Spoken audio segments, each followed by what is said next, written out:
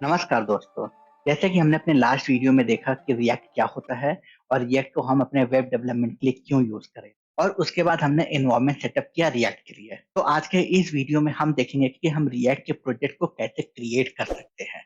तो जैसे कि हमने अपने लास्ट वीडियो में एनवायरनमेंट सेटअप किया था, तो यहाँ पर हमें एनवायरनमेंट सेटअप करने की नीड नहीं है क्योंकि हम वो ऑलरेडी कर चुके हैं। ठीक है दोस्तों, तो अब हम बात करते हैं कि हम अपने रिएक्ट के प्रोजेक्ट को कैसे क्रिएट कर सकते हैं। बट ये डिस्कस करने से पहले मैं आपको ये बताना चाहूंगा कि रिएक्ट का प्रोजेक्ट हम बनाए क्यों। राइट, क्योंकि हमें पता है कि सेम ऐसा ही प्रोजेक्ट हम जावा स्क्रिप्ट यूज करके भी बना सकते हैं। ठीक है, तो हमें रिएक्ट की नीड क्यों पड़ी। तो मैं आपको ये बताना चाहूंगा कि अगर आप कोई प्रोजेक्ट बनाते हो जावा स्क्रिप्ट यूज करके, तो बनने में तो कोई प्रॉब्लम नहीं है, बट उसको बनाने में जो डिफिकल्टीज फेस होंगी वो थोड़ा सा टफ होता है। क्योंकि ऐसे बहुत से सिनेरियोज आते हैं जहां पे हमें जावा स्क्रिप्ट में अपने हार्ड कोड वैल्यू देनी पड़ती है। जैसे में कोई वैल्यू मैप करनी हो तो हम डॉक्यूमेंट के थ्रू मैप करते हैं, या हमें कोई डॉम मैनिपुलेशन करना होता है, तो उसमें हमें बहुत ही डिफिकल्टीज फेस होती है। बट ऐसा हमारे किसी फ्रेमवर्क या लाइब्रेरीज में नहीं होता। तो जैसे कि आपको पता है कि जो हमारा रिएक्ट होता है वो लाइब्रेरीज होता है, और इस लाइब्रेरीज में हम अपने सभी पैकेजेस यूज करके कोड लिख सकते हैं। और आपको ये भी पता है कि जो हमारा रिएक्ट होता है वो डॉम मैनिपुलेशन के लिए सबसे बेस्ट है। और जब भी हम जावा स्क्रिप्ट यूज करके कोई प्रोजेक्ट बनाते हैं, तो वहां पर हमें कोई रीयूजेबल कंपोनेंट जैसा कोई फीचर नहीं है, या वहां पे कोई एसपीए जैसा कोई फीचर नहीं है। ठीक है, बट इस रिएक्ट में हमें रीयूजेबल कंपोनेंट जैसा भी फीचर है और एसपीए का भी फीचर है।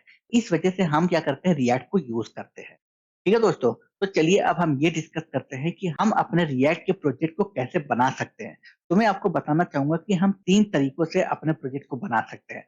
पहला होता है सीडीएन को यूज करके, दूसरा होता है एनपीएम कमांड को यूज करके, और थर्ड होता है वेबपैक एंड बेबल को यूज करके। ठीक है, ये 3 तरीके होते हैं। इन 3 तरीकों से हम अपने रिएक्ट के प्रोजेक्ट को सेटअप कर सकते हैं। तो चलिए सबसे पहला हम देखते हैं जो हमारा सीडीएन लिंक के थ्रू। राइट दोस्तों, तो आपको यहाँ पे मेरा वीएस कोड दिख रहा होगा। इस वीएस कोड पे मैं सबसे पहले एक फोल्डर बनाऊंगा, और इस फोल्डर का नाम मैं रखूंगा सीडीएन लिंक। राइट, इस सीडीएन लिंक का मैंने फोल्डर बनाया, दैट मीन्स मैं यहाँ पे पहला प्रोजेक्ट सेटअप करूंगा सीडीएन लिंक के थ्रू। अब इस सीडीएन लिंक के अंदर मैं एक फाइल बनाऊंगा index dot H T M L. ठीक है दोस्तों, उसके बाद मैं यहाँ पे यूज करूंगा डॉक टाइप, फिर यहाँ पे मैं यूज करूंगा एच टी एम एल, और एच टी एम एल के अंदर मैं यूज करूंगा हेड। ठीक है, अब इस हेड के अंदर मैं एक मेटा टैग यूज करूंगा, और मेटा टैग में मैं एक एट्रीब्यूट प्रोवाइड कर दूंगा कैरसेट यूटीएफ -8। उसके बाद मैं यहाँ पे एक टाइटल लेता हूँ, और इस टाइटल में मैं प्रोवाइड कर दूंगा सीडीएन लिंक रिएक्ट प्रोजेक्ट। उसके बाद इस हेड के बाद मैं यहाँ पे बॉडी टैग लगा लूंगा। राइट दोस्तों, तो आपको यहाँ पे दिख रहा होगा कि मैंने यहाँ पे इंडेक्स डॉट एचटीएमएल की फाइल क्रिएट की हुई है। ठीक है, अब मुझे यहाँ पे कुछ सीरियल लिंक लगाने हैं, और सीरियल लिंक कौन कौन से होंगे। एक होगा हमारा रिएक्ट, दूसरा होगा रिएक्ट डॉम, और तीसरा होगा हमारा बेबल का। इन तीनों लिंक के थ्रू ही हम अपने रिएक्ट के प्रोजेक्ट को सेटअप कर सकते हैं। ठीक है दोस्तों, तो चलिए मैं अपने ब्राउजर पे चलता हूँ, और वहां से उन लिंक को कॉपी करके यहाँ पे पेस्ट करते हैं। तो मैं अपने ब्राउजर पे गया, और यहाँ पे मैं सबसे पहले सर्च करूंगा सीरियन रिएक्ट लिंक। ठीक है, तो मैंने यहाँ पे सर्च किया सीरियन रिएक्ट लिंक। जैसे ही मैंने सर्च किया तो सबसे पहले आपको एक लिंक दिखाई दे रहा है सीडीएन लिंक। मैंने इस पे क्लिक करके ओपन किया, तो आपको यहाँ पे ये 2 लिंक दिखाई दे रहे हैं, एक रिएक्ट का और दूसरा रिएक्ट डॉम का। तो मैं इसको यहाँ से कॉपी कर लूंगा और यहाँ पे इसको पेस्ट कर दूंगा। तो ये मेरे हो गए 2 सीरियल लिंक। राइट, तो मुझे यहाँ पे एक और सीरियल लिंक चाहिए, वो बेबल का। तो मैं फिर से ब्राउजर पे जाऊंगा और यहाँ पे सर्च करूंगा बेबल स्टैंडर्ड सीरियल लिंक। जैसे ही मैं क्लिक करूंगा तो फिर से आपको पहला वाला ऑप्शन दिखेगा। पहले वाले ऑप्शन पे आप जैसे ही क्लिक करोगे तो यहाँ पर आपको ये सीरियल लिंक दिखाई दे रही है। तो इसको यहाँ से कॉपी करो और यहाँ पर पेस्ट कर दो। तो ये आपका सेटअप हो गया रिएक्ट प्रोजेक्ट। अब यहाँ पे आप अपने रिएक्ट के कोड लिख के अपने प्रोजेक्ट को रन करा सकते हो। तो जैसे कि मैं यहाँ पे लिखूंगा सबसे पहले div id इक्वल टू, और आईडी की वैल्यू दे दूंगा रूट।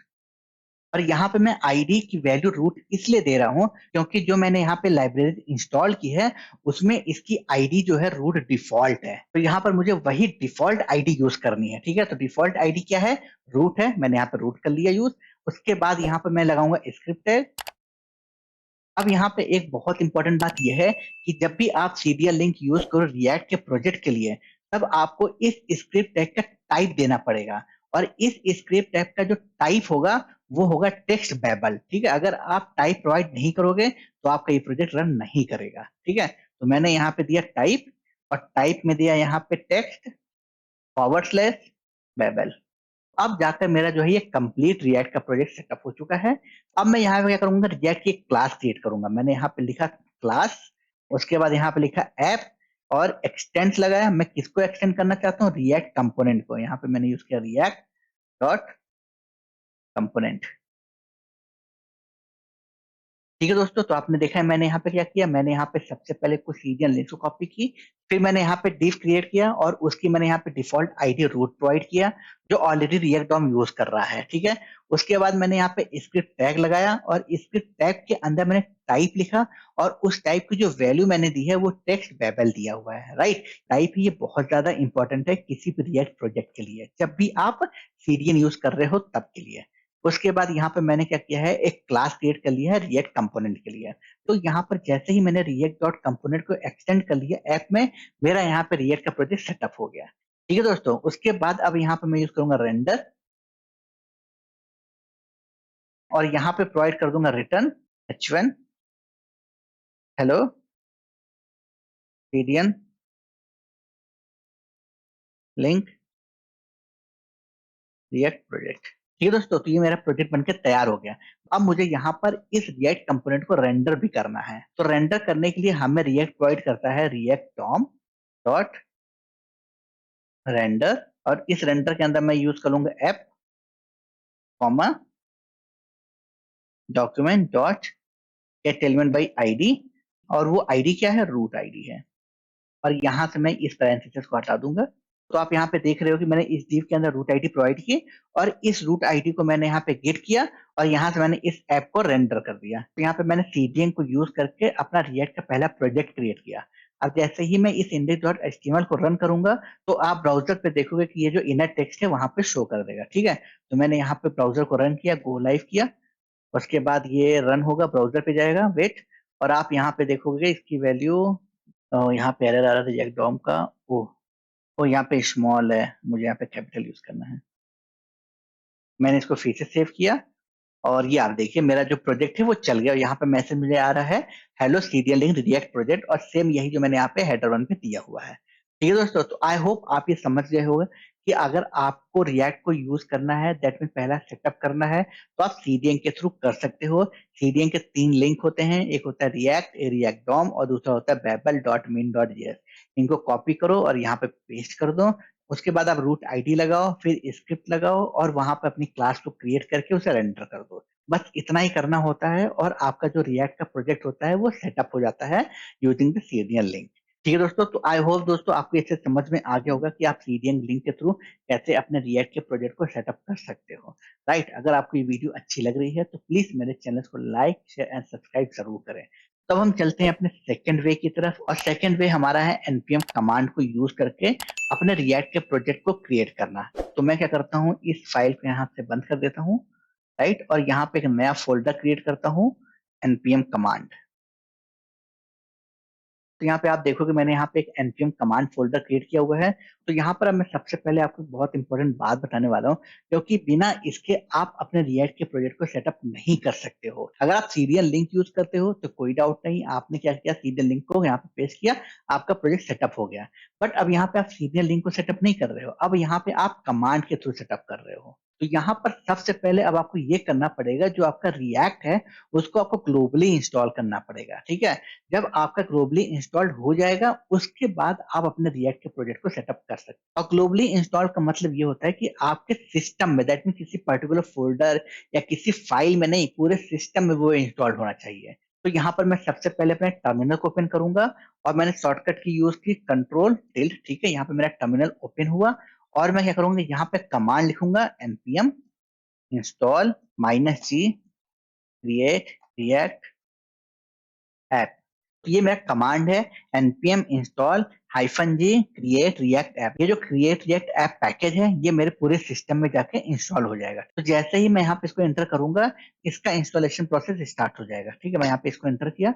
अब आप यहाँ पे देखो इसका इंस्टॉलेशन प्रोसेस स्टार्ट हो गया है। ये कुछ सेकंड लेगा, उसके बाद क्या करेगा, ये कंप्लीट हो जाएगा। ठीक है, तो आप यहाँ पे देखो ये सक्सेसफुली कंप्लीट हो चुका है और जो हमारा ये क्रिएट रिएक्ट ऐप है, दैट मीन जो मेरा रिएक्ट है वो ग्लोबली इंस्टॉल हो चुका है। ठीक है दोस्तों, अब हमारा नेक्स्ट कमांड है प्रोजेक्ट क्रिएट करने का। और जैसे ही आप वो कमांड चलाओगे तो मैं आपको दिखाऊंगा कि पूरा का पूरा एक प्रोजेक्ट का फोल्डर जो है यहाँ पे क्रिएट हो जाएगा। तो हमारा वो कमांड है create react app first project. तो आप यहाँ पे देख रहे होगे कि मैंने यहाँ पे यूज किया क्रिएट रिएक्ट ऐप, और ये क्रिएट रिएक्ट ऐप यही है जो मैंने यहाँ पे ग्लोबली इंस्टॉल किया हुआ है। ठीक है, तो मैंने इसको ग्लोबली इंस्टॉल कर दिया, दैट मीन्स कि मैंने इसको अपने पूरे सिस्टम में इंस्टॉल कर दिया है। अब मैं किसी भी फाइल फोल्डर में जाके इसको यूज कर सकता हूँ। तो बट अभी आप यहाँ पे देखो मैं गलत फोल्डर में चला रहा हूँ। क्रिएट रिएक्ट में मुझे चलाना है एनपीएम कमांड में। तो मैं क्या करूंगा, इसको यहाँ से डिलीट करूंगा और यहाँ करूंगा cd npm कमांड और एंटर किया। अब मैं npm कमांड फोल्डर के अंदर आ चुका हूं। अब यहाँ पे मुझे वो कमांड चलानी है। मैंने यहाँ पे लिखा क्रिएट रिएक्ट ऐप और प्रोजेक्ट का नाम दिया यहाँ पे फर्स्ट प्रोजेक्ट।